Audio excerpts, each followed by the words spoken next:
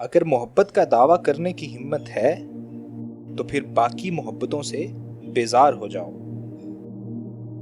وہ سب سے پیاری چیز سب سے پہلے لے لے گا اور پھر تم شور مچا دو گے۔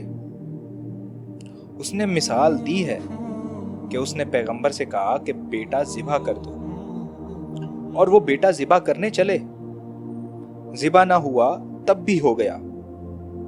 باپ نے یہ فیصلہ کر لیا تھا کہ میں ذبح کرتا ہوں تو وہ ذبح ہو گیا۔ اب جو باپ یہ فیصلہ کر سکتا ہے، مشاہدہ اسی کا حق ہے۔ اور آپ سے اگر کہا جائے کہ بیٹے کی انگلی کاٹ کے لاؤ تو مشکل ہو جائے گی۔ وہ کہے گا کہ میری جان حاضر ہے۔ تو پھر آپ آرام سے اپنی عبادت کرتے جائیں اور اللہ سے کبھی دیدار کی تمنا مکمل سرنڈر کیے بغیر نہ کرنا۔ بس آپ کے لیے اتنا کافی ہے کہ یا اللہ تو مہربانی کرتے جانا۔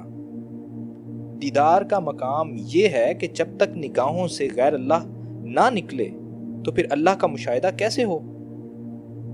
تو اپنی نگاہوں کا جائزہ لیں، اپنے دل کا جائزہ لیں کہ ان میں کس کس کی محبت بھری پڑی ہے۔ جس کمرے میں آپ اللہ کو بلا رہے ہیں اس میں کوئی اور قباحت نہ ہو۔